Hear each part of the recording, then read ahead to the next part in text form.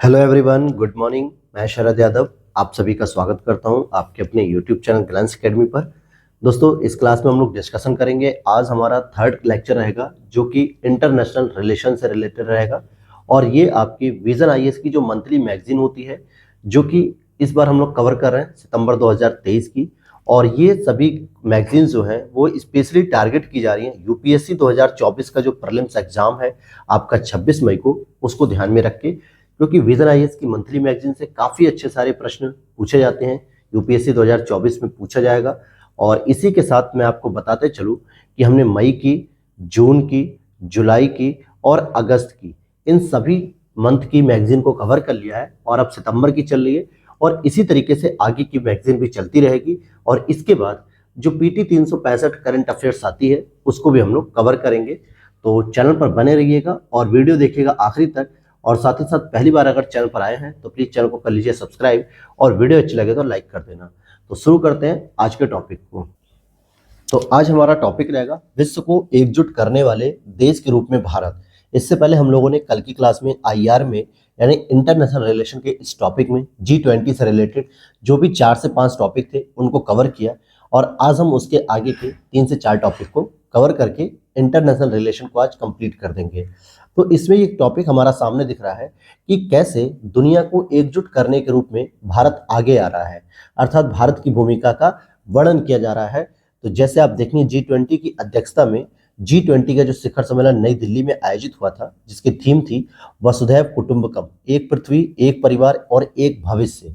तो इसके तहत कहा जा रहा है, जिसका अर्थ होता है कि विश्व एक परिवार है दोस्तों, विश्व एक परिवार है। और ये जो विचारधारा है ये उपनिषदों से ली गई है कि प्रत्येक जीवित प्राणी की दिव्यता पर जो जोर देती है, यानी जितने भी प्राणी जीवित हैं, चाहे वो आपके जानवर हो, जंतु हो, जीव हो, मनुष्य हो, इन सभी की दिव्यता पर फोकस किया जाता है, यानी इनके जीवन पर फोकस किया जाता है। साथ ही साथ आप देखेंगे कि ये जो वसुधैव कुटुंबकम की जो थीम है दोस्तों, ये आपकी प्रगतिशील सोच है, प्रगतिशील सोच है जो कि सार्वभौमिक परिवार के रूप में आगे बढ़ने के लिए प्रेरित करता है। क्या करता है? सार्वभौमिक परिवार, यानी कि परिवार का कोई एक सदस्य आगे बढ़े और बाकी सदस्य पीछे रह जाए, ये जरूरी नहीं है। बल्कि जो परिवार का मुखिया होता है वो ये चाहता है कि पूरी परिवार में जितने भी सदस्य हैं, चाहे वो माता हो, बहन हो, भाई हो, बहू हो, जो भी हो, वो सभी लोग आगे बढ़ें। ऐसा होता है हर घर में।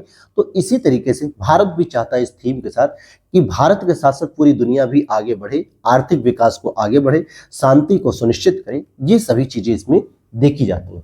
उत्पत्ति की बात करेंगे तो वसुधैव कुटुंबकम में जो 3 पद आते हैं वो संस्कृत से आते हैं। जैसे वसुधा मतलब पृथ्वी या सृष्टि, और ईव मतलब होता है जैसा, और कुटुंब मतलब होता है बड़ा परिवार, अर्थात कि पृथ्वी जैसा एक बड़ा परिवार होना चाहिए। और जरा अब हम बात करें कि वसुधैव कुटुंबकम की जो विचारधारा है इसका महत्व क्या है। अगर हम इसकी बात करें तो आप देखोगे यहाँ पर कि मानव केंद्रित प्रगति की बात करते हैं। इसमें साझा भविष्य एक भविष्य को प्रोत्साहित करता है, यानी केवल भारत अगर ये सोचे कि भारत का अपना एक भविष्य है जिसके साथ वो दुनिया में आगे बढ़ सकता है, तो ये गलत होगा। भारत को यह सोचना रहता है और भारत यह करता भी है कि भारत के साथ साथ दुनिया के सभी देशों का भविष्य एक जैसा होना चाहिए ताकि हम आगे बढ़ सकें। तो यहाँ पे शेयरिंग फ्यूचर की बात की जाती है, प्रॉस्पेरिटी की बात की जाती है। साथ ही विविधता को स्वीकार करने समावेशन बढ़ता है, न कि एकरूपता, अर्थात विविधताओं को स्वीकार करते रहना चाहिए, चाहे वो फिर अफ्रीकी मूल की हो या भारतीय मूल की हो, एशियाई देशों की हो, लैटिन अमेरिकी देशों की हो, सभी की विशेषताओं पर ध्यान देना चाहिए, विविधता पर ध्यान देना चाहिए और उनके साथ मिलकर इंटीग्रेट करना चाहिए। साथ ही साथ हम बनाम वे की मानसिकता को नियंत्रित करता है, यानी हमें कोई भी काम करना है तो हम की विचारधारा से करना चाहिए। हम में पूरी दुनिया समाहित होती है, वे में क्या होता है कि वो वैसा काम कर सकते हैं, दूसरा व्यक्ति कोई काम करे हम क्यों करें, ये वाली विचारधारा नहीं होनी चाहिए, बल्कि हम की मानसिकता होनी चाहिए। और ग्लोबल कॉमन्स से जुड़ी समस्याओं को हल करने के लिए सहयोग बढ़ाता है। ग्लोबल कॉमन्स जैसे आपका पर्यावरण का मुद्दा हो गया, क्लाइमेटिक चेंज का मुद्दा हो गया, पॉल्यूशन का मुद्दा हो गया, वायलेंस का मुद्दा हो गया और स्पेस का मुद्दा हो गया। तो यानी ऐसे मुद्दे जो पूरी दुनिया के लिए जरूरी है, किसी एक देश के लिए नहीं, किसी एक नागरिक के लिए नहीं, बल्कि ग्लोबल कॉमन्स में। अब देखो पर्यावरण की बात हो रही है, तो पर्यावरण जितना जरूरी भारत के लिए है उतना ही जरूरी अमेरिकी नागरिकों के लिए भी है। प्रदूषण की बात करें तो जितना जरूरी प्रदूषण मुक्त होना भारत के लिए उतना ही जरूरी अफ्रीकी देशों के लिए भी है। तो इसी तरीकों का हम बात को ग्लोबल कॉमन्स कहते हैं, और जिसका सीधा एक एग्जाम्पल आप देख सकते हो, सस्टेनेबल डेवलपमेंट गोल। जितने भी हमारे सस्टेनेबल डेवलपमेंट गोल्स हैं ये सभी ग्लोबल कॉमन्स के अंतर्गत आते हैं। और समानता, अहिंसा जैसे मूल्यों पर वैचारिक सामंजस्य के विचार को लेकर आगे बढ़ना ही वसुधैव कुटुंबकम के लिए माना जाता है। यही इसके सबसे इंपॉर्टेंट महत्व हो जाते हैं। तो अब जरा और भी चीजों को हम आगे देखते हैं। यहां पर आप देखोगे कि वसुधैव कुटुंबकम जो कि भारत है वो कैसे वसुधैव कुटुंबकम की विचारधारा के माध्यम से विश्व को एकजुट करने वाले देश के रूप में कार्य कर रहा है। तो पहली चीज कि भारत इसके लिए वैश्विक मुद्दों का समाधान खोज रहा है, जैसे पर्यावरण संरक्षण। अब पर्यावरण को लेकर दुनिया में बहुत सारे सम्मेलन हो रहे हैं, कॉन्फ्रेंसेस हो रही हैं, चाहे वो स्टॉकहोम सम्मेलन हो गया हो, या पृथ्वी 20 सम्मेलन हो, रियो डी जेनेरियो सम्मेलन हो, या मॉन्ट्रियल प्रोटोकॉल हो, क्योटो प्रोटोकॉल हो, तमाम प्रकार के जो है कि सम्मेलन हो रहे हैं। तो ऐसे में भारत भी एक बहुत ही महत्वपूर्ण जो है कि थीम देता है, जिसका नाम होता है मिशन लाइफ। इट मीन्स की लाइफ स्टाइल फॉर पर्यावरण, अर्थात कि हमें अपनी डेली रूटीन की लाइफ स्टाइल ऐसी रखनी चाहिए जिससे पर्यावरण में क्या हो, संभावना बढ़ सके कि पर्यावरण सुधार हो सकेगा, पर्यावरण की क्षति कम से कम हो। जैसे आपको योग करना चाहिए, आपकी जीवन शैली में जंक फूड की जो मात्रा बहुत ही न्यूनतम हो जानी चाहिए, आपके शुद्ध विचार होने चाहिए, वैचारिक पद्धति होनी चाहिए आपके जीवन की। तो ये सभी चीजें, साथ ही साथ नेट जीरो उत्सर्जन लक्ष्य जो 2070 तक रखा गया है, और निम्नीकृत भूमि की पुनर्बहाली और बहुपक्षीय पहलों के जरिए संधारणीय पर्यावरण को बढ़ावा दे रहा है भारत। वहीं बात करें अगर हम कि डिजिटल पब्लिक इंफ्रास्ट्रक्चर, जिसमें पहचान करना, भुगतान करना, डेटा एक्सचेंज लेयर से युक्त अपने स्वयं के डीपीआई का निर्माण करना। तो इससे क्या है कि दुनिया के और भी देश डीपीआई का निर्माण करके जो भी समस्या उनको पहचान करेंगे, ये सारी चीजें क्लियर कर पाएंगे। और इसके साथ ही दुनिया में सबसे बड़ा एक संकट बना हुआ है ऊर्जा संकट, क्योंकि किसी भी देश की अर्थव्यवस्था के लिए ऊर्जा, अर्थात कि विद्युत या जो भी आप कह सकते हो, ये सबसे आधारभूत संरचना के लिए जरूरी है, सबसे आधारभूत संसाधन होगा।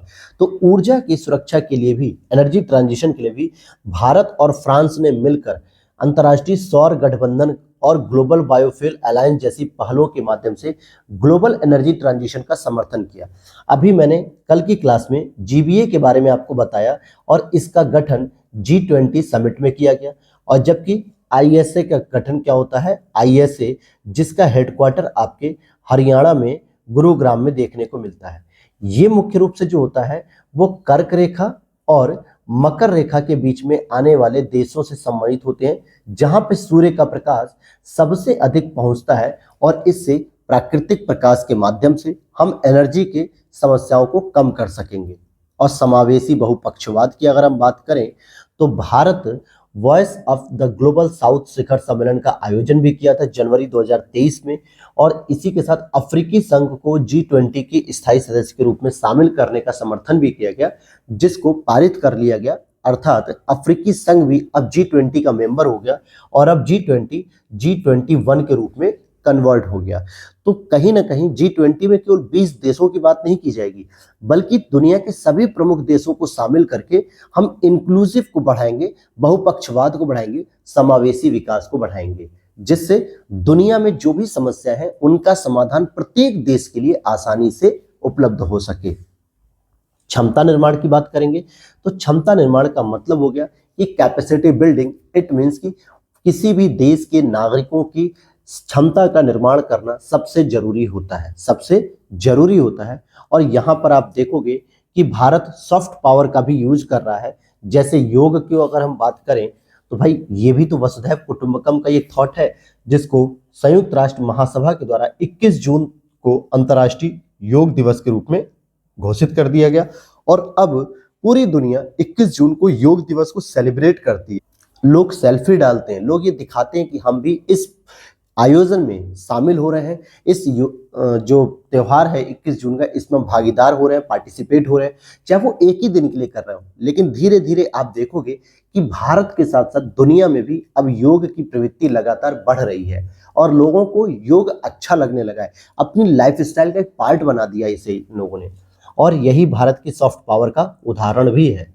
वहीं संस्कृति की बात करें तो अलग अलग क्षेत्रों और राष्ट्रों की अनूठी और विविधतापूर्ण संस्कृतियों को प्रदर्शित करने का अवसर भी प्रदान किया जा रहा है, जिसके साथ सामाजिक और आर्थिक सहयोग को आगे बढ़ाया जा रहा है। तो ये आप देखोगे कि भारत कैसे G20 के मंच का प्रयोग करके दुनिया को एकजुट करने का प्रयास कर रहा है। फिर इसमें संघर्षों और जो हिंसा है या जो वैमनस्यता है, अविश्वास है, इसकी समस्याओं को कम करते हुए समावेशी विकास को बढ़ावा देने की बात हो रही है, अहिंसात्मक विचार की बात हो रही है, युद्ध को खत्म करने की बात हो रही है, आर्थिक प्रणाली को संस्थागत करते हुए आर्थिक विकास को बढ़ाने की बात हो रही है, ताकि दुनिया में जो संरक्षणवाद का मुद्दा है इसको समाप्त करते हुए वैश्वीकरण के माध्यम से हम व्यापारिक गतिविधियों को तेज कर सकें। तो ये सभी चीजों के कॉन्टेक्स्ट में अगर आप देखोगे तो भारत ने बहुत सारी योजनाएं, बहुत सारे मीटिंग्स, बहुत सारे जो है कि प्रोग्राम्स के माध्यम से दुनिया को एकजुट करने के लिए प्रयास किया है। 21 जून दुनिया पूरी एकजुट हो गई, लाइफ मिशन पूरी दुनिया एकजुट हो रही है, संस्कृति, इन सभी के मामले में दुनिया को एकजुट करने में बहुत ही हेल्पफुल काम किया है भारत ने। लेकिन इन्हीं के साथ साथ भारत के समक्ष कुछ चुनौतियां भी हैं, और वो चुनौतियां क्या हैं? जैसे राष्ट्रीय हितों को संतुलित करना। भाई इन सभी के बावजूद हर एक देश का अपना एक नेशनल इंटरेस्ट होता है। जैसे चाइना का नेशनल इंटरेस्ट क्या है कि हम छोटे छोटे देशों पर कब्जा करें, साम्राज्यवाद को दोबारा बढ़ाएं, और वो साम्राज्यवाद आर्थिक साम्राज्यवाद होना चाहिए, राजनीतिक नहीं कि आप गए और वहां की जनता को शोषण किया, बंदी बनाया और आपने उस क्षेत्र को या उस देश को कब्जे में कर लिया। ऐसा तो अब नहीं हो सकता, क्योंकि पहले होता था, भारत भी कब्जे में रहता था ब्रिटेन के। लेकिन चाइना आर्थिक रूप से उपनिवेशवाद बढ़ा रहा है, आर्थिक साम्राज्यवाद, यानी पहले छोटे छोटे देशों को कर्जा देता है, लोन देता है, और उसके बाद वहां किसी देश का पोर्ट कवर कर लेता है, पत्तन को अपने अधीन कर लेता है, एयरपोर्ट अथॉरिटी को अपने अधीन कर लेता है कि भाई आप मेरा लोन वापस करो, नहीं तो ये जो जगह है ये मैं यूज करूंगा। तो ये आर्थिक साम्राज्यवाद को बढ़ावा दे रहा है। और ऐसे ही हर एक देश के अपने राष्ट्रीय हित सर्वोपरि होते हैं, जिसके सामने अंतर्राष्ट्रीय विधियों का कोई महत्व नहीं होता है, अंतर्राष्ट्रीय सम्मेलनों का कोई महत्व नहीं होता है, चाहे फिर वो भारत ही क्यों ना हो। भारत के भी जो अंतर्राष्ट्रीय हित है पहले हम उसे ही पूरा करने का प्रयास करेंगे। वहीं सत्ता के लिए अलग अलग केंद्र होना, ध्यान दीजिएगा कि सत्ता के लिए अलग अलग केंद्र होना, आप देखोगे कि वसुधैव कुटुंब का विचार जो है वो शांतिपूर्ण अवधारणा नहीं बल्कि एक शिथिल विचारधारा के रूप में दिखाई जा रही है, क्योंकि सत्ता का जो अलग अलग केंद्र है ये एक अपने आप में बहुलवादी विचार है। आप दुनिया में देखोगे कि हर व्यक्ति सत्ता प्राप्त करना चाहता है। नारीवादी समूह से पूछोगे तो वो नारियों के सम्मान और नारियों के अधिकार के लिए सब कुछ काम कर रहे हैं। पर्यावरण वालों से पूछोगे तो वो पर्यावरण को बचाने के लिए ही सारा काम कर रहे हैं। इट मीन्स कि हर एक व्यक्ति को साधना पड़ता है राष्ट्रीय हित के साथ साथ सत्ता प्राप्ति के लिए। तो जितने भी प्रेशर ग्रुप्स हैं, जितने भी नॉन गवर्नमेंट ऑर्गेनाइजेशन है, एनजीओ है, अंतर्राज्यीय अभिकर्ता है, एजेंट्स हैं, रीजनल ऑर्गेनाइजेशन है, इन सभी का वर्चस्व देखने को मिलता है हमें दुनिया में। तो आप देख पा रहे होंगे कि दुनिया में क्या हो रहा है कि सत्ता के केंद्र अलग अलग दिख रहे हैं, कोई वसुधैव कुटुंबकम के परिवार में एक साथ आगे नहीं बढ़ पा रहा है। वहीं प्रवर्तन संबंधी मुद्दे की चुनौतियां हैं कि जो भी नियम बनते हैं, मानदंड बनते हैं, उनको बाध्यकारी रूप से लागू नहीं किया जा रहा है और हार्ड पावर पे ज्यादा फोकस किया जा रहा है, जो कि वसुधैव कुटुंबकम की विचारधारा के विपरीत है। हार्ड पावर का मतलब होता है दोस्तों सैनिक सुरक्षा तैयार करना, और साथ ही साथ हथियार बंद जो है कि जो आपके पास मिलिट्री है उसको तैयार करना, परमाणु बम पे जो है कि रिसर्च करना, इस तरीके की चीजें हार्ड पावर होती हैं। और जब किसी देश में इसकी संख्या ज्यादा होगी तो नो डाउट वो कहीं ना कहीं संघर्ष को बढ़ावा देगी, हिंसा को बढ़ावा देगी और अहिंसा जैसे विचार को दबा देगी। तो वही बात है ना कि अगर आपके पास बंदूक नहीं होती है तो आप शांत रहते हो, लेकिन आपने लाइसेंस के साथ आपने एक बंदूक ले ली अपनी सुरक्षा के लिए, तो ऐसा अक्सर होगा कि आप हर दूसरे दिन तीसरे दिन उसको लेके मार्केट में निकलोगे, लोगों को दिखाओगे कि मेरे पास बंदूक है, और ऐसे में 90% चांस है कि आपके द्वारा कोई हिंसा भड़का दी जाए, आपके द्वारा किसी व्यक्ति की मृत्यु कर दी जाए। ऐसा हो सकता है, लेकिन जब तक हथियार नहीं था तब तक आपके पास कोई संभावना नहीं थी कि आप किसी भी प्रकार की हिंसा को बढ़ावा देंगे। ये वही चीज हो गई, जैसे आईफोन यूजर जब नया आईफोन लेकर आता है तो शुरू के 1-2 महीने खूब दिखाता है लोगों को कि भाई मैं आईफोन यूजर हूं। कहीं ना कहीं लोगों के मन में एक वैमनस्यता का भाव भरता है कि यार हम तो एंड्रॉइड पे हैं, सामने वाला बंदा आईफोन चला रहा है या चला रही है। तो ये सब चीजें हैं जिसकी वजह से हार्ड पावर वसुधैव कुटुंबकम के विचार के खिलाफ होती है। और पहचान की राजनीति, आज दुनिया के कई ऐसे देश हैं जो वैश्विक पटल पर अपनी पहचान स्थापित करने के लिए लगातार संघर्षशील हैं। आप देखोगे गिने चुने 12-13 देश हैं जो दुनिया में अपनी भूमिका दिखाते हैं सबसे आगे। America, China, Russia, Japan, Bharat, England, Germany, France, यही तो कुल मिला के 10-12 देश हैं जो दुनिया में सबसे आगे हैं। थोड़ा सा ब्राजील को ले लीजिए, लेकिन आप देखोगे मंगोलिया का पता नहीं, ताइवान का पता नहीं, इंडोनेशिया का पता ही नहीं है, कजाकिस्तान का पता नहीं, अफगानिस्तान का पता नहीं, ईरान का पता ही नहीं है, इजराइल तो चलो है थोड़ा बहुत। तो ऐसे आप देखोगे बहुत सारे देश हैं, और उन देशों में रहने वाले लोग जो पहचान की राजनीति के लिए लड़ रहे हैं अभी भी, तो उनके लिए सहयोग जैसे विचारों पर कोई फोकस नहीं होता है। उनका ये है कि भाई हमें पहचान मिलनी चाहिए, हम दुनिया के नक्शे पर आने चाहिए। आप देखो ना, वेस्ट इंडीज को कौन जानता है, किरीबाती को कौन जानता है, जो कि लुनेला को कौन जानता है, बुरंडी जैसे देश को कौन जानता है, कोई नहीं जानता है। गैबन जैसे देशों को आपने कभी सुना है? बहुत ही कम सुना होगा। घाना को सुना होगा, इक्वेटोरियल गिनी को सुना होगा। लेकिन बहुत सारे देश आज भी हैं जो अपनी पहचान के लिए संघर्ष कर रहे हैं, और इसी वजह से जो वसुधैव कुटुंबकम का एकजुट होकर आगे बढ़ने का विचार है वो बाधित हो जाता है, उसमें चुनौतियां आती हैं। तो इसके लिए हम आगे की राह में यही देख सकते हैं कि एक तो सह अस्तित्व को एग्जिस्टेंस होना चाहिए। इट मीन्स कि अपने विकास के साथ साथ, अपने अस्तित्व के साथ साथ हम दूसरे पड़ोसी देशों का भी अस्तित्व को सुनिश्चित करें। बहुपक्षवाद को फिर से मजबूत बनाना, यानी मल्टीलेटरल, इट मीन्स कि केवल दो ध्रुव नहीं होने चाहिए दुनिया के कि बस अमेरिका चाइना की बात होती रहनी चाहिए, जैसे कोल्ड वार में अमेरिका रसिया की बात होती थी, ऐसा नहीं है। बहुपक्षवाद, सभी देशों को लेकर आगे चलिए, चाहे वो G20 की समिट्स हो जिसमें अफ्रीकी यूनियन के 55 देश शामिल हो गए, या फिर G7 का विस्तार करने की बात हो रही हो, या G77 आप देख लो ना, जो विकासशील देशों का सबसे बड़ा समूह है। तो ये अभी हम पढ़ेंगे G77। तो इस तरीके से बहुपक्षवाद को बढ़ावा दिया जाए, और सांस्कृतिक तत्वों को बढ़ावा देना, जिस भी देश के सांस्कृतिक तत्वों को बेहतर बनाया जा सकता है उसे बढ़ाइए। मिस्र की मेसोपोटामिया सभ्यता को आगे लेकर चलिए, भारत की हड़प्पा सभ्यता को आगे लेकर चलिए, चाइना में जितने भी सांस्कृतिक गुण हैं उनको आप आगे लेकर चल सकते हो, योग पद्धति को आगे लेकर चल सकते हो। अमेरिका वालों के पास, यूरोपीय देशों के पास दोस्तों संस्कृति के नाम पे क्या है? केवल एक चर्च के सिवाय बाकी कुछ नहीं है। जबकि एशियाई देशों के पास संस्कृति के बहुत सारे भंडार हैं, उसके माध्यम से हम दुनिया को एकजुट करके एक नई दिशा दे सकते हैं। और समावेशी विकास होना चाहिए, इंक्लूसिव डेवलपमेंट होना चाहिए। तो ये हम कुछ पैटर्न को यूज कर सकते हैं। तो अब हम चलते हैं अपने अगले टॉपिक पे कि Bharat the voice of global south, यानी ग्लोबल साउथ की आवाज बनकर उभर रहा है भारत। ये कैसे कर रहा है भारत, G20 के मंच पर इसने क्या क्या इसके लिए रोल प्ले किया, इन सभी चीजों को इस क्लास में समझेंगे। अब यहां पर आप देखोगे कि G20 की अध्यक्षता में ग्लोबल साउथ के मुद्दे को आगे बढ़ाने और उनका समर्थन करने के लिए भी इस मंच का भारत ने प्रयोग कर लिया। कैसे किया? क्योंकि ग्लोबल साउथ का पुरजोर इन्होंने समर्थन किया, और जिसके लिए निम्नलिखित प्रयास किए। लेकिन आगे बढ़ने से पहले मैं आपको बता दूं कि ग्लोबल साउथ क्या होता है, ग्लोबल नॉर्थ क्या होता है। तो नॉर्थ का मतलब होता है दोस्तों, ये विकसित देशों को इंडिकेट किया जाता है, जो कि ग्लोबल नॉर्थ होते हैं, और जो ग्लोबल साउथ होते हैं ये सामान्यतः विकासशील देश या अल्प विकसित देश या पिछड़े हुए देश होते हैं।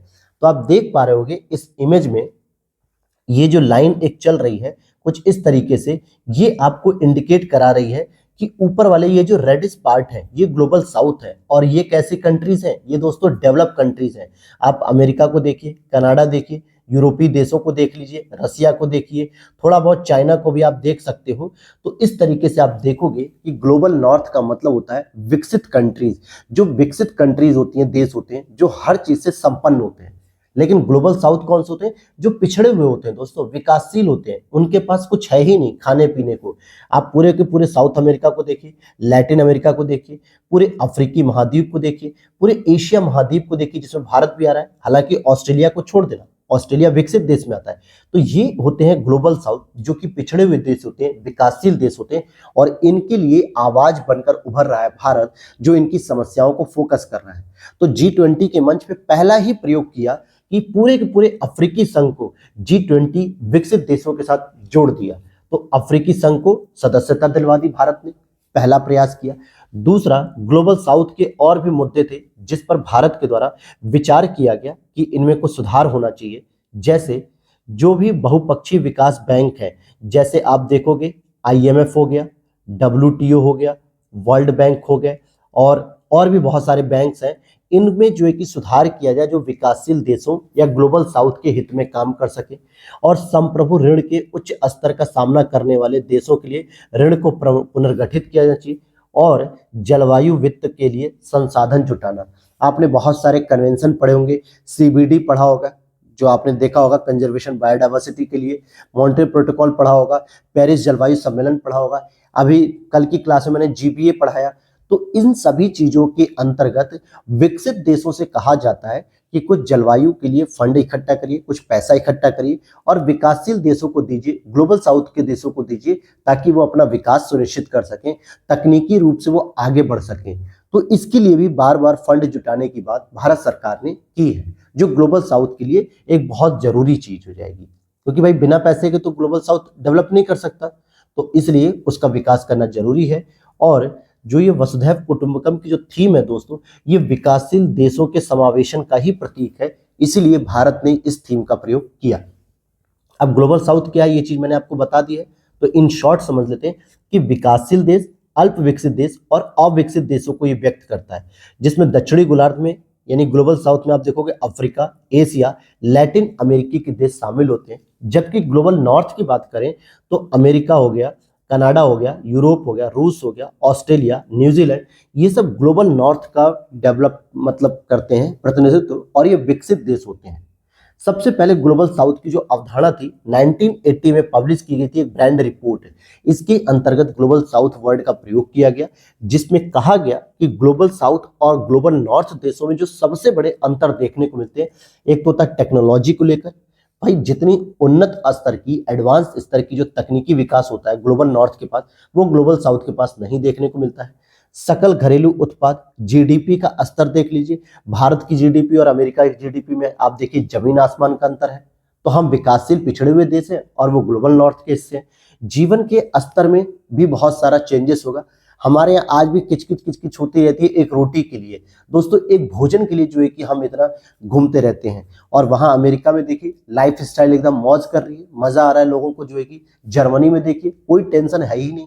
हम अभी रोटी के लिए ही संघर्ष कर रहे हैं, कपड़े के लिए संघर्ष कर रहे हैं कि हमारे शरीर पे कपड़ा आ जाए, हमारे सर छत के ऊपर मतलब सिर के ऊपर छत आ जाए। बहुत सारे गरीबों को इनकी चिंता पड़ी है, लेकिन अमेरिका जैसे, यूरोपीय जैसे देशों में कोई समस्या नहीं है। तो लाइफ स्टाइल वहां पे बहुत ही स्टैंडर्ड हो चुकी है। तो ग्लोबल साउथ के समक्ष कुछ जो है कि चुनौतियां भी हैं, लेकिन उससे पहले हम ये देखेंगे कि ऐसे कौन से फैक्टर हैं जिसकी वजह से भारत ग्लोबल साउथ के वक्ता के रूप में कार्य कर रहा है। तो पहली चीज, ऐतिहासिक और दार्शनिक संकल्प था वसुधैव कुटुंबकम, जो कि नेतृत्वकर्ता प्रदान किया, और निरपेक्ष आंदोलन।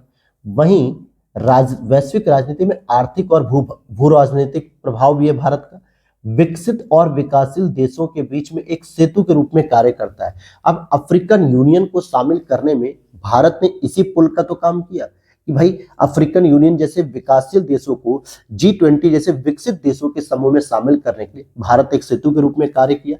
तो ये सभी चीजें फैक्टर थी जिसकी वजह से ग्लोबल वॉइस बना। अब ग्लोबल साउथ के समक्ष चुनौतियां क्या है? पहली कि वैश्विक मंचों पर कम प्रतिनिधित्व है। जितने भी वैश्विक मंच है, G20 में अब बढ़ा है मंच, G7 में पता ही नहीं है किसी को। वहीं सुरक्षा परिषद में स्थायी सदस्यता है ही नहीं किसी के पास। जो भी स्थायी सदस्य के देश है आप काउंट कर लीजिए। चलिए मैं काउंट करा देता हूं आपको।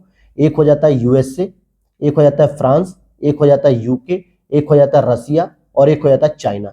आप इन 4 देशों को जरा गौर से देखिए तो ये आपको ग्लोबल नॉर्थ में नहीं दिखते, डेवलप्ड कंट्री नहीं दिखती। इवन कि चाइना को भी हम लोग मानते हैं, लेकिन हम फिर भी ग्लोबल साउथ में चाइना को रख लेते हैं। लेकिन आप देखिए ना, सुरक्षा परिषद में कोई भी ऐसा देश नहीं है जो ग्लोबल साउथ का हिस्सा हो। भारत की लगातार अब डिमांड की जा रही है कि ग्लोबल साउथ के नेतृत्वकर्ता के रूप में भारत को इसमें शामिल किया जाए और भारत को इसमें सदस्यता दी जाए। तो देखते हैं आगे क्या रिजल्ट निकलेगा, लेकिन प्रयास जारी है दोस्तों। ग्लोबल नॉर्थ के भू राजनीतिक संघर्ष वैश्विक स्तर पर निर्णय लेने की प्रक्रिया को प्रभावित करते हैं। अब आप देखिए ना, इजराइल क्या है, ग्लोबल नॉर्थ का हिस्सा अगर आप इसे मान भी ले तो इजराइल और फिलिस्तीन का झगड़ा, रूस और यूक्रेन का झगड़ा, ऐसे ही अक्सर जो है कि अमेरिकी देशों के द्वारा जो है कि लगातार झगड़े भड़काए जाते हैं, हिंसा को भड़काया जाता है और अपने हितों को साधा जाता है। और इसकी वजह से तेल की कीमतें बढ़ जाती हैं, खाद्य पदार्थों की कीमतें बढ़ जाती हैं। आप देखोगे कि रूस और यूक्रेन संघर्ष की वजह से खाद्य और तेल की कीमतों में बढ़ोतरी हुई, जो कि ग्लोबल साउथ पर सीधा असर पड़ा। सप्लाई बंद हो गई दोस्तों। भारत में भी जो है कि आयात होना मुश्किल हो गया, तेल का, क्रूड ऑयल कम आना मुश्किल हो गया, जिसकी वजह से हमारा ऊर्जा संकट खतरे में आने लगा और पेट्रोल की कीमतें बढ़ने लग गई थी। तो आप देखो, दो देश जो कि ग्लोबल नॉर्थ के हिस्से हैं आपस में लड़ रहे हैं, मजा ले रहे हैं, लेकिन संकट कहाँ आ रहा है? ग्लोबल साउथ में आ रहा है। भुखमरी बढ़ने लगी, महंगाई बढ़ने लगी, तेल की कीमतें बढ़ने लगी, हमारी पॉकेट का एक बड़ा हिस्सा महंगाई पर खर्च होने लगा। तो ये सब समस्याएं हैं। वहीं ग्लोबल साउथ के पास जो ग्लोबल नॉर्थ का जो मानदंड है वो अलग अलग है, ग्लोबल साउथ के साथ मैच नहीं करता। जैसे डेमोक्रेसी को लेकर, मानवाधिकार को लेकर, क्लाइमेटिक गवर्नेंस को लेकर, इन सभी चीजों को लेकर ग्लोबल साउथ और ग्लोबल नॉर्थ के बीच में काफी मतभेद है, सहमति नहीं हो पा रही है। दोस्तों, ग्लोबल नॉर्थ जो है कि अब बहुत विकसित हो चुके हैं, जीवन स्तर में बहुत सुधार हो गया है, तो वो इन सभी चीजों की बातें कर सकते हैं, मामलों को देख सकते हैं। जलवायु को बदलो, लोकतंत्र को लाओ, मानवाधिकार को लाओ, स्वतंत्रता को लाओ, समानता स्थापित करो। ये सब मूल्य है और मूल्य कभी पूरे नहीं होते हैं। मूल्य एक लगातार चलने वाली प्रक्रिया है। लेकिन ग्लोबल साउथ में आज भी उसी जमीन को लेकर झगड़ा हो रहा है, मकान को लेकर झगड़ा हो रहा है। सरकार में क्या हो रहा है कि सत्ता परिवर्तन कर दिया जा रहा है, जबरदस्ती जो है कि अभी हम इसी प्रॉब्लम में उलझे पड़े हैं। हम कहां से मानवाधिकार और पर्यावरण की बात करें? तो ऐसे में जब कोई भी मानदंड तैयार किया जाता है तो ग्लोबल साउथ और ग्लोबल नॉर्थ के बीच में सहमति का अभाव देखने को मिलता है। तो ऐसे में हमें क्या करना चाहिए और भारत ने स्वयं को ग्लोबल साउथ के नेतृत्वकर्ता के रूप में कैसे स्थापित किया? तो कैसे स्थापित किया, इससे पहले हम समझेंगे कि कैसे भारत ने बहुत सारी पहलें शुरू की जो ग्लोबल साउथ के लिए थी। जैसे आप देखोगे, अंतर्राष्ट्रीय मिलेट्स और अन्य प्राचीन खाद्यान्न अनुसंधान पहल, जो कि 2023 क्या है, मोटे अनाज का वर्ष मनाया जा रहा है। महर्षि एक योजना हो गई। वहीं global south centre of excellence, इसे विकसित हेतु समाधान खोजने और शोध करने के लिए स्थापित किया जा रहा है। Global south science and technology पहल की जा रही है। Global south young diplomatic forum की बात की जा रही है और global south scholarship for students. जैसे आप देखोगे कि भारत में नई दिल्ली में जो है कि सार्क जैसे देशों के लिए यूनिवर्सिटी खोली गई है कि सार्क देशों के जो स्टूडेंट है वो यहाँ आकर पढ़ाई कर सकें। हालांकि मैंने भी एंट्रेंस एग्जाम दिया था दोस्तों सार्क यूनिवर्सिटी में, लेकिन मेरा हो नहीं पाया। मैंने 2013 में दिया था मास्टर डिग्री के लिए, मेरा नहीं हो पाया। फिर 2015 में मैंने दिया रिसर्च के लिए, पीएचडी वगैरह के लिए, फिर भी नहीं हो पाया क्योंकि मैं हिंदी मीडियम का छात्र ठहरा और वहां पेपर आता है पूरा का पूरा इंग्लिश में। हालांकि अब तो काफी अच्छी हो गई है इंग्लिश जो है कि, तो अब उम्र नहीं बची दोस्तों कि हम एग्जाम देते फिरे, क्योंकि अब तो जॉब लेने के साथ सिलेक्शन लेना है, तो उसकी तैयारी में है। तो आप लोग अगर मास्टर डिग्री कर रहे हो या जो है कि अभी ग्रेजुएशन कर रहे हो, तो एक बार जरूर गूगल पे जाइएगा और सार्क यूनिवर्सिटी के फॉर्म भरिएगा, तो आपको काफी एक अच्छा एक्सपीरियंस होगा जहाँ पे सार्क कंट्रीज के स्टूडेंट आते हैं और वहाँ पढ़ाई करते हैं। और इसी तरीके से G20 उपग्रह मिशन भी होते हैं। अब यहां देखते हैं कि भारत कैसे अपने आप को स्थापित कर रहा है। तो पहली चीज, बहुदिशात्मक कूटनीतिक सहभागिताएं दे रहा है, आर्थिक तकनीकी समृद्धि के पथ पर आगे बढ़ रहा है और वैश्विक स्तर पे अपनी मजबूत साख बनाई। जैसे ग्लोबल साउथ के लिए सबसे बड़ा एक इम्पैक्ट डाला इसने कि भारत ने वैक्सीन मैत्री पहल, जो कि कोविड-19 की वैक्सीन थी, जिसके तहत 100 से अधिक देशों को इसने दवाएं और टीके उपलब्ध कराए। तो वैक्सीन मैत्री पहल सबसे इंपॉर्टेंट। वहीं ये वार्ताओं में लगातार साझा लेकिन विभेदीकृत उत्तरदायित्व का समर्थन करता है कि हम उत्तरदायित्व पूरा लेते हैं पर्यावरण को सुधारने के लिए, लेकिन ये विभेदीकृत होना चाहिए। इसका मतलब सबसे अधिक प्रभावित तो किया विकसित देशों ने इंडस्ट्रीज वगैरह चला के, लेकिन हम उतनी मात्रा में तो प्रभावित नहीं किए पर्यावरण को। तो हम फिर उतनी मात्रा में क्षति क्यों उठाए, हम उतनी मात्रा में दंड क्यों ले? हम भाई उतना ही तो दंड झेलेंगे जितना हमने प्रभावित किया है। तो हम साझा तो करेंगे अपनी समस्याओं के साथ दुनिया की समस्या को, लेकिन विभेदीकृत उत्तरदायित्व के साथ। और वहीं विकसित देशों पर जलवायु वित्त के लिए दबाव बनाना कि आप क्लाइमेटिक फंड को तैयार करिए, बहुपक्षीय संस्थानों को अधिक समावेशी बनाने और उनमें सुधार करने का पुरजोर समर्थन करना, फिर चाहे वो WTO हो, चाहे UNO हो, या फिर IMF हो, वर्ल्ड बैंक हो, सार्क हो, या G20 हो, G7 हो, किसी भी प्रकार की जो समिट्स होती हैं वैश्विक संस्थानों में, उनको समावेशी बनाया जा रहा है और कोशिश की जा रही है कि विकासशील देशों को भी शामिल किया जाए। लोकतंत्र और मानवाधिकार जैसे मानदंड पर वैकल्पिक दृष्टिकोण प्रदान करना, ग्लोबल साउथ की क्षमता का निर्माण करना। भारत संयुक्त राष्ट्र क्षमता निर्माण पहल इसके लिए शुरू भी की गई है, एग्जाम्पल के तौर पे कि किस तरीके से संयुक्त राष्ट्र के साथ मिलकर भारत ग्लोबल साउथ के लिए क्षमता निर्माण का कार्य कर रहा है। और इसी के साथ आप देखोगे कि एक सहयोगात्मक संवाद के लिए मंच प्रदान कर रहा है। जनवरी 2023 में वॉइस ऑफ ग्लोबल साउथ की शिखर सम्मेलन का आयोजन किया गया था भारत के द्वारा, हालांकि वर्चुअल रूप में हुआ था, लेकिन दुनिया को ये मैसेज मिला कि ग्लोबल साउथ का नेतृत्व करता भारत एक उभर रहा है, जो कि पूरी दुनिया में ग्लोबल साउथ के मुद्दे को बहुत ही प्रभावी तरीके से रखता है, प्रेजेंट करता है। और ग्लोबल साउथ का नेतृत्व करने में भारत की कुछ चुनौतियां भी हैं, जैसे राष्ट्रीय हितों के साथ संतुलन स्थापित करना, ये एक प्रॉब्लम हो रही है।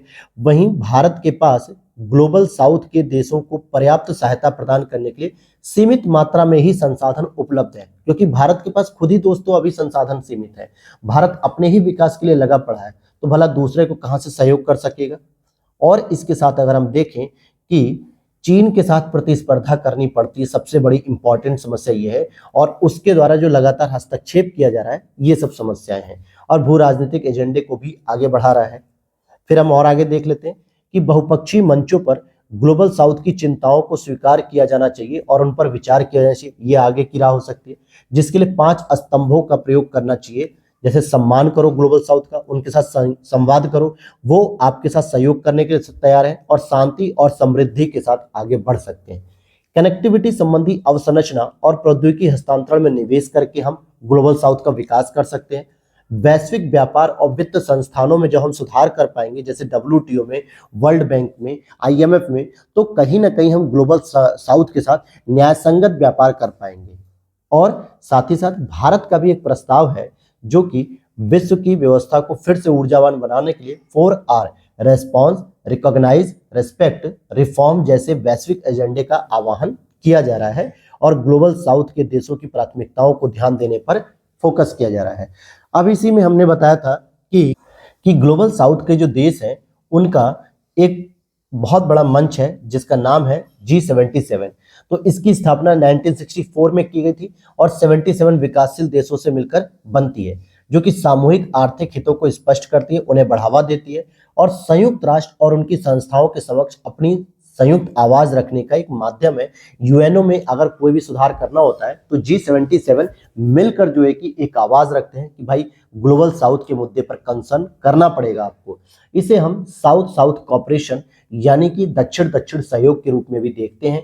वर्तमान में 134 सदस्य, मतलब इस समूह के 134 सदस्य हैं, भारत भी इसका सदस्य है, और ये विकासशील देशों का एक सबसे बड़ा अंतर सरकारी संगठन भी है। तो अब इसी के साथ हम अगले टॉपिक पे चलते हैं, जो कि भारत आसियान टॉपिक है, और इसको पढ़ते हैं कि भारत के प्रधानमंत्री ने इंडोनेशिया के जकार्ता में 20वें आसियान भारत शिखर सम्मेलन में पार्टिसिपेट किया और 18वें पूर्वी एशिया शिखर सम्मेलन में पार्टिसिपेट किया। तो जरा हम बात कर लेते हैं आसियान की बेसिक थीम को।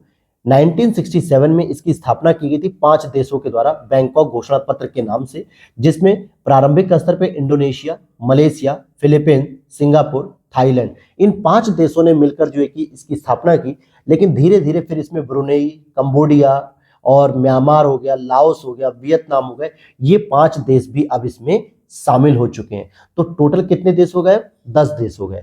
अगर हम आसियान के उद्देश्य की बात करें तो ये आर्थिक समृद्धि, सामाजिक प्रगति और सांस्कृतिक विकास को तेजी लाते हैं। अपने ही 10 देशों के बीच में ये समझौता करते हैं और एग्रीमेंट और व्यापार के माध्यम से इन चीजों को आगे बढ़ाते हैं। साथ ही साथ ये क्षेत्रीय शांति और स्थिरता को बढ़ावा देते हैं, यानी जो साउथ एशिया वाला जो पार्ट है दक्षिण एशिया का, जो दक्षिण पूर्वी एशिया आसियान वाला हिस्सा है, इसमें स्थिरता और शांति को बनाए रखते हैं। साथ ही साथ परस्पर सक्रिय सहयोग और पारस्परिक सहायता को बढ़ावा देते हैं। वहीं प्रशिक्षण और अनुसंधान जैसी सुविधाओं को एक दूसरे की सहायता प्रदान करते हैं, रिसर्च से संबंधित या ट्रेनिंग से संबंधित। अगर हम बात करें इसकी अध्यक्षता को लेकर, ये कैसे काम करती है इसकी अध्यक्षता सिस्टम, तो आसियान की अध्यक्षता प्रति वर्ष होती है और चक्रीय आधार पर आसियान की अध्यक्षता होती है। मतलब अभी इंडोनेशिया है, फिर इसके बाद दूसरे को मिलेगी, फिर इसके बाद दूसरे को मिलेगी। अगर आसियान का शिखर सम्मेलन आप देखोगे तो नीति निर्माण करने वाला सर्वोच्च निकाय जिसमें किसी देश का राष्ट्राध्यक्ष या शासनाध्यक्ष इसमें शामिल होता है, और ये बैठक वर्ष में 2 बार होती है। कितनी बार होती है दोस्तों? 2 बार होती है। आसियान का जो सचिवालय है यानी हेडक्वार्टर, वो इंडोनेशिया की राजधानी जकार्ता में स्थित है। आसियान +3 कोऑपरेशन नाम से जो आपने सुने होंगे ग्रुप से, तो उसमें जो +3 है उसमें चीन, जापान, साउथ कोरिया शामिल है। लेकिन पूर्वी एशिया शिखर सम्मेलन की बात करें तो यहाँ पे भारत भी शामिल है। अब यहाँ पर हम आगे बढ़ते हैं कि आसियान भारत शिखर सम्मेलन के मुख्य परिणामों पर एक नजर। पहला कि भारत ने 12 सूत्री प्रस्ताव यहाँ पर प्रस्तुत किए, जिसमें दक्षिण पूर्व एशिया और भारत पश्चिम एशिया यूरोप को जोड़ने वाली जो मल्टी मॉडल कनेक्टिविटी गलियारा है उस पर फोकस किया गया। मैंने अभी कल की क्लास में बताया कि किस तरीके से भारत मुंबई के पोर्ट से लेकर ग्रीस के पोर्ट तक पायरस के नाम तक वहां पहुंचने का प्रयास कर रहा है। इट मीन्स कि भारत अब मध्य एशिया के साथ साथ मध्य पूर्वी यूरोप में जो है कि प्रवेश करने का कोशिश कर रहा है। तो ये चीज हो गई। भारत के डिजिटल पब्लिक इंफ्रास्ट्रक्चर स्टैक को साझा करना आसियान देशों के साथ। डिजिटल भविष्य के लिए आसियान भारत कोष की स्थापना की जा रही है, फंड की स्थापना। और विश्व स्वास्थ्य संगठन पारंपरिक चिकित्सा के लिए वैश्विक केंद्र तथा आपदा रोधी अवसंरचना के लिए गठबंधन किया जा रहा है। और आपको बताना है कि पारंपरिक चिकित्सा के लिए जो वैश्विक केंद्र दुनिया में खोला जा रहा है, वो पहला वैश्विक केंद्र इंडिया में खोला जा रहा है, लेकिन किस शहर में खोला जा रहा है ये आपको बताना है। तो आप देखो कि पारंपरिक चिकित्सा किसकी पहचान है? बौद्धिस्ट वालों की पहचान है। आप देखोगे साउथ कोरिया की मूवी देखिए, चाइनीज मूवी देखिए, वहां पर कोशिश यही की जाती है कि पारंपरिक चिकित्सा से लोगों का इलाज किया जाए। तो जब उसका केंद्र भारत में खोला जा रहा है तो आसियान के लिए क्या होगा? एक बहुत ही प्रमुख गंतव्य स्थल बनेगा भारत। तो यहां से कनेक्टिविटी हम बढ़ा सकते हैं, इनके साथ यहां से हम कनेक्टिविटी बढ़ा सकते हैं। और लास्ट में हम देखेंगे आसियान भारत वस्तु व्यापार समझौता। ये क्या होता है दोस्तों? तो यहां समझते हैं कि 2009 में इस पे हस्ताक्षर किए गए, 2010 में इसे लागू किया गया, जिसका दूसरा नाम ही है आसियान भारत मुक्त व्यापार समझौते के नाम से इसे जानते हैं, जिसमें 76% से अधिक वस्तुओं पर शुल्क को क्रमिक रूप से कम किया गया है या तो फिर समाप्त किया गया है और अपने बाजारों को खोलने का निर्णय लिया गया है। तो ये जो AITIGA आप सुन रहे हैं, अतीगा जिसको हम लोग कहते हैं, अतीगी या अतीगा, तो ये भारत और आसियान के बीच मुक्त व्यापार समझौते का ही एक दूसरा रूप है और कुछ भी नहीं है। अब यहाँ पर पूर्वी एशिया शिखर सम्मेलन के परिणामों को देख लेते हैं। तो कुछ नहीं किया गया, बस इसमें सिंपल सी चीजें, ड्यूरेशन बढ़ा दी गई है। पूर्व एशिया शिखर सम्मेलन की जो कार्य योजना 2018 से 22 तक थी, इसकी समीक्षा की गई कि कहां तक हम सफल रहे, और एक नई जो है कि कार्य योजना तैयार की गई जो 2024 से 2028 तक अपनाया गया है। अब बात करेंगे भारत का आसियान के साथ संबंधों पर क्या महत्व है। पहला कि भू राजनीतिक महत्व देखने को मिलता है। एक्ट ईस्ट पॉलिसी और इंडो पैसिफिक विजन में आसियान का एक केंद्रीय स्थान है, जो कि हिंद प्रशांत महासागर में आसियान के साथ हमारी बहुत इंपॉर्टेंट रोल प्ले होते हैं। और इसके साथ आप देखोगे जिसमें सागर पहल में योगदान देता है। वहीं क्षेत्रीय एकीकरण और बहुपक्षीय सहयोग को भी आगे बढ़ाते हैं कि भारत क्या करता है, दक्षिण एशिया के साथ एशियाई का जो पूर्वी एशिया क्षेत्र है उसके साथ सहयोग करता है क्षेत्रीय स्तर पे, और बहुपक्षीय लेवल पर सहयोग बढ़ाता है। आर्थिक सहयोग में अगर आप देखोगे तो 2022-23 में ही 131.5 बिलियन का व्यापार रहा है भारत और अमेरिका, मतलब भारत और आसियान के बीच, जो कि भारत के वैश्विक व्यापार में 11.3% का हिस्सा दर्ज करता है। पूर्वोत्तर के विकास की बात करेंगे, जो हमारे भारत के नॉर्थ ईस्ट वाले पार्ट हैं जिसमें मेघालय, असम, त्रिपुरा, मिजोरम, इन सब की बात करें तो यहाँ पर Bharat, Myanmar, Thailand, IMT India, Myanmar, Thailand त्रिपक्षीय राजमार्ग तैयार किया जा रहा है। कालादान मल्टी मॉडल परियोजना तैयार की जा रही है, जिसके माध्यम से नॉर्थ ईस्ट के राज्यों के लिए विकास की संभावनाएं खुलेंगी। हम यहाँ पे कनेक्टिविटी को बढ़ा सकेंगे। सुरक्षा की बात करें तो आसियान कार्य योजना 2016 से 25 तक के माध्यम से हम अपनी सुरक्षा को मजबूत कर रहे हैं और हिंसा, उग्रवाद और अंतर्राष्ट्रीय अपराध, आतंकवाद, ड्रग्स ट्रैफिकिंग, इन सभी से संबंधित चुनौतियों पर समाधान खोज रहे हैं। साथ ही साथ अगर हम बात करेंगे कि चीन के प्रभाव को भी हम संतुलित करने का प्रयास कर रहे हैं और सॉफ्ट पावर का भी हम प्रयास कर रहे हैं। जैसे आप देखोगे कि आर्थिक और सैन्य शक्ति के साथ साथ सभ्यतागत महाशक्ति बनने हेतु दक्षिण पूर्व एशिया एक उत्तम स्थान है, जहां पे आप देखोगे कि भारत के साथ सांस्कृतिक समानताएं दिखती हैं। मंदिर निर्माण, योग, रामायण, महाभारत, रामलीला प्रदर्शन, आयुर्वेद का पाठ, ये सभी चीजें जो कि भारत की संस्कृति का हिस्सा है, ये आसियान देशों में आयोजित होते हैं। आप देखोगे अंकोर वाट का मंदिर भी आपको आसियान देशों में देखने को मिलेगा। बुद्ध की प्रतिमाएं, जिस बुद्ध का जन्म, बौद्ध धर्म का उत्थान ही भारत से हुआ, उसकी भी चीजें देखने को मिलेंगी। रामलीला का प्रदर्शन, इंडोनेशिया जो कि एक मुस्लिम कंट्रीज है, यहाँ पे मुस्लिम लोग जो है कि रामलीला का कैरेक्टर प्ले करते हैं, ये बहुत बड़ी एकता का प्रतीक देखने को मिलता है। तो रामलीला इंडोनेशिया की बहुत फेमस है पूरी दुनिया में, तो ये भारत के लिए एक सॉफ्ट पावर का ही ताकत है। अब यहाँ पर हम देख लेते हैं कि भारत आसियान संबंधों से जुड़ी जो चिंताएं हैं, कि पहली चिंता है कि महाशक्ति बनने की दिशा में प्रतिस्पर्धा। अब भारत भी महाशक्ति बनने के प्रयास में आगे बढ़ रहा है और ऐसे में आसियान में हालांकि कोई बड़ा देश नहीं है जो महाशक्ति बन सकेगा, लेकिन ये चाइना का प्रयोग करते हैं, चाइना कार्ड खेलते हैं और भारत को प्रतिसंतुलित करने का ये प्रयास करते हैं।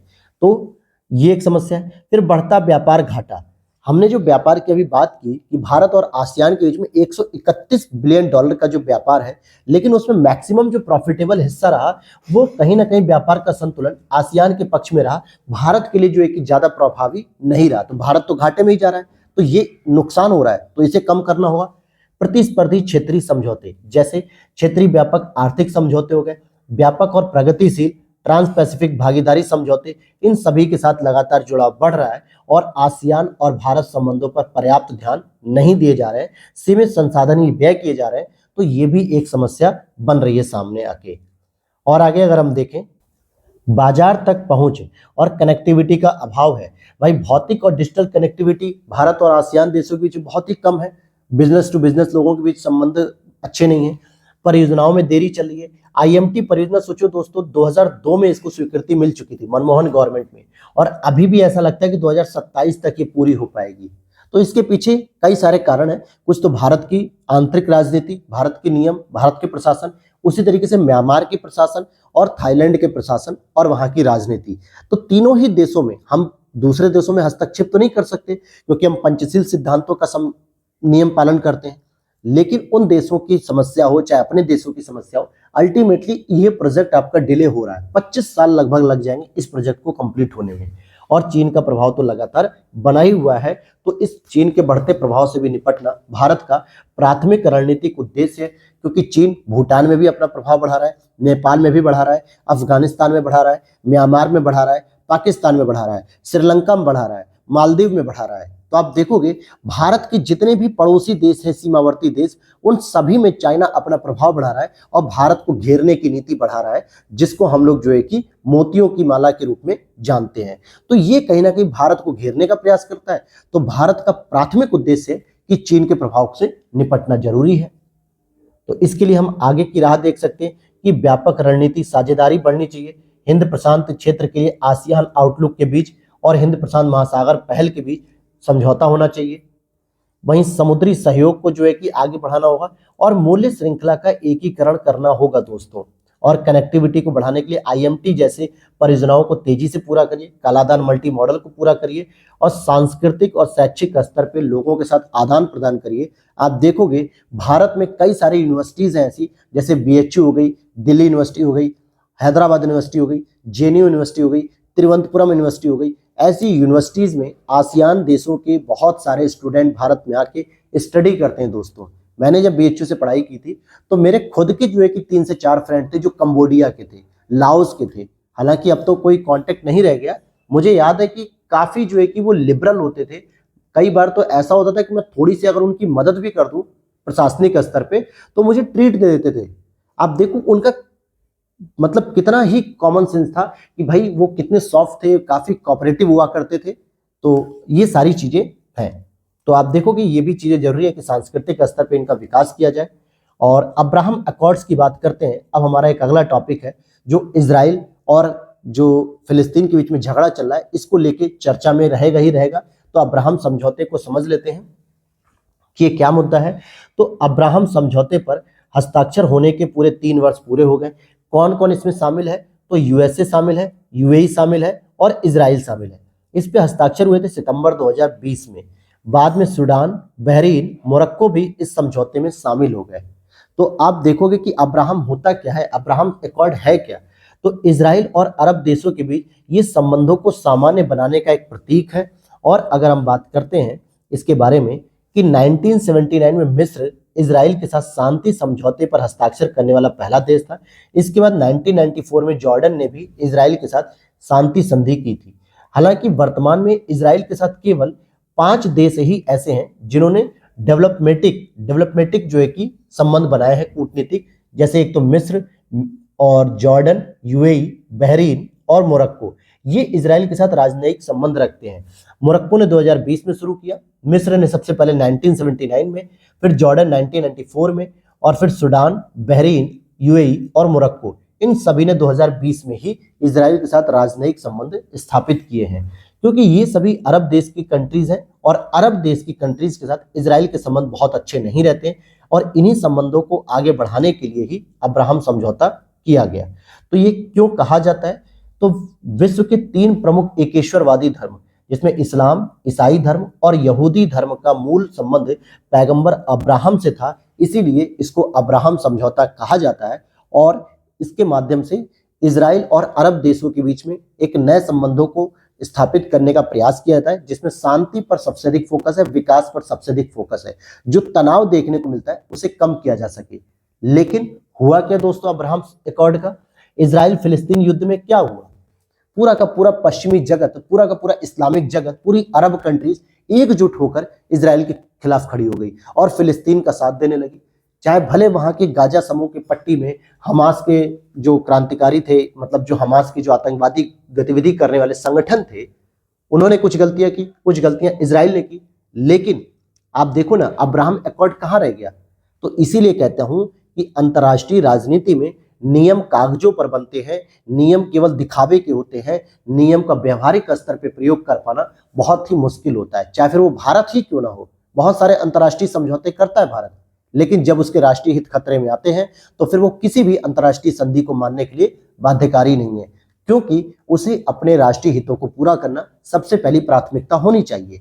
वो जिस देश में रहता है, वो जिस देश की सरकार चला रहा है, उस देश के नागरिकों का कल्याण करना ही सबसे पहली प्राथमिकता है। तो फिर अंतर्राष्ट्रीय राजनीति से हमें कोई मतलब नहीं होता है। तो सेम यही चीज हुई, अब्राहम अकॉर्ड गया भाड़ में, इजराइल ने दागे गाजा पे और फिलिस्तीन पे बम मिसाइल, और फिलिस्तीन ने बदले में इजराइल पे, तो संबंध खत्म हो गई। तो फिर ऐसे अब्राहम अकॉर्ड का क्या फायदा? तो इसीलिए यहां पर इस चर्चा को हम पढ़ेंगे। हालांकि अब्राहम अकॉर्ड का सबसे जो है कि प्रमुख पॉइंट था स्थिरता बनाए रखने में, वो तो बनी नहीं है, तो स्थिरता बनी नहीं। अब्राहम समझौते को फारस की खाड़ी में स्थिरता बढ़ाने और संघर्ष को रोकने के लिए लाया गया था। इजराइल फिलिस्तीन मुद्दे का समाधान करने पर भी बात की गई कि इस पर रास्ता खोलकर 2 स्टेट सॉल्यूशन के लिए आगे बढ़िए अरब देशों और इजराइल के बीच में। बहरीन और संयुक्त अरब अमीरात ने तो यहां तक भी कह दिया कि संघर्षरत सभी पक्षों के बीच तनाव दूर करने की मांग की है कि जितना जल्दी हो सके इजराइल और फिलिस्तीन के बीच में तनाव को दूर करिए। आर्थिक महत्व की बात करें तो 2021-22 में इजराइल और अन्य पश्चिमी देशों के बीच 74% व्यापार में वृद्धि दर्ज की गई, यानी धीरे धीरे अरब देशों के साथ इजराइल के संबंध अच्छे हो रहे हैं। धार्मिक महत्व की बात करेंगे तो ऐतिहासिक धार्मिक स्थलों यरूशलेम में अल अक्सा मस्जिद की यात्रा करना भी बहुत सारी समुदायों को अब अनुमति दे दी गई, जो कि यहूदी धर्म था। प्रौद्योगिकी में सहयोग किया जा रहा है, तो इजराइल, यूएई और जॉर्डन के बीच prosperity green and blue agreement किया गया। शिक्षा की बात करेंगे तो संयुक्त अरब अमीरात के कई छात्रों ने इजरायली विश्वविद्यालयों में नामांकन कराया, एनरोलमेंट कराया और अब इजराइल में जाके जो है कि वो पढ़ाई कर रहे हैं। लेकिन फिर वही बात आएगी कि अब्राहम समझौते के समक्ष उभरती हुई चुनौतियां कौन कौन सी हैं। तो पश्चिम एशिया में बदलते भू राजनीतिक गठबंधन आप देखोगे, जो कि ऊर्जा के स्रोतों से समृद्ध होने के कारण विश्व को अपनी ओर आकर्षित तो कर रहा है, लेकिन यहां पर जो है कि बहुत सारी समस्याएं हो रही हैं। फिलिस्तीन का मुद्दा जिसका प्रभावी तरीके से समाधान नहीं हो पा रहा है, अब्राहम समझौते की आलोचना होने लगी। गाजा के हमास समूह ने इजराइल के विरुद्ध एक बड़ा हमला किया। 2023 में यही देखने को मिला। चीन की सऊदी अरब और ईरान कूटनीति, इजराइल इससे दोस्तों प्रभावित हो गया, इससे चौकन्ना हो गया कि चीन ने समर्थन किया है कि सऊदी अरब और ईरानी समझौते जो आपस में हो रहे हैं, इसको देखते हुए चिंता प्रकट की है, क्योंकि प्राचीन समय से ही सऊदी अरब और ईरान के बीच में शिया सुन्नी समुदाय के बीच निर्जातीय संघर्ष देखने को मिल रहा है। और ऐसे संघर्ष में सऊदी अरब और ईरान के बीच में समझौता हो जाना इजराइल के लिए चौंकने की बात तो थी, आश्चर्यजनक बात थी। वहीं अगर आप देखोगे कि ऐसे में चीन समर्थित सऊदी अरब और ईरानी समझौते से लेकर भी जो है कि अपने संबंधों को सामान्य बनाए रखने की चाह रखने के लिए इजराइल को धक्का पहुंचा। और आंतरिक विरोध, अच्छा एक चीज और ध्यान रखना, चीन का विरोध करता है अमेरिका और अमेरिका का प्रमुख दोस्त है इजराइल। तो इजराइल भी ये नहीं चाहता कि चीन इन देशों के साथ हस्तक्षेप करे, इन क्षेत्रों में जो है कि चीन अपना प्रभाव बढ़ाए, क्योंकि इजराइल ये तो चाहेगा कि भारत का प्रभाव बढ़ जाए, अमेरिका का प्रभाव बढ़ जाए, लेकिन चाइना और रसिया का प्रभाव नहीं बढ़ना चाहिए, क्योंकि अमेरिका का दोस्त है। तो होता ना, हम भी अपने दोस्त के लिए खड़े होते हैं, वैसे वो भी खड़ा है वहां पर। आंतरिक विरोध की बात करें तो हस्ताक्षर करने वाले देशों के कुछ ऐसे समूह हैं जिन्होंने इजराइल के साथ संबंधों को सामान्यकरण करने का विरोध किया, जिसे हम प्रेशर ग्रुप्स कह सकते हैं। यानी जॉर्डन हो गया, मिस्र हो गया, यूएई हो गया, इन देशों ने इजराइल के साथ समझौते तो कर लिए संबंधों को आसान करने के लिए, लेकिन इन देशों के बीच तो वहां पे जो इन देशों में जो प्रेशर ग्रुप्स हैं वो नहीं चाहते हैं कि इजराइल के साथ इनका संबंध अच्छा हो सके या हमारे देशों का। तो ये सारी चीजें थी दोस्तों। तो ये तो आज के लेक्चर में हमने कंप्लीट किया और कल हम इकोनॉमिक्स शुरू करेंगे, लेकिन उससे पहले ये एक जो छोटा सा टॉपिक बचा हुआ है इसको हम लोग कवर करेंगे दोस्तों। तो मिलते हैं नेक्स्ट वीडियो में। वीडियो अच्छी लगी तो लाइक कर देना दोस्तों, चैनल पर पहली बार आए तो सब्सक्राइब जरूर कर लेना। Thanks for watching.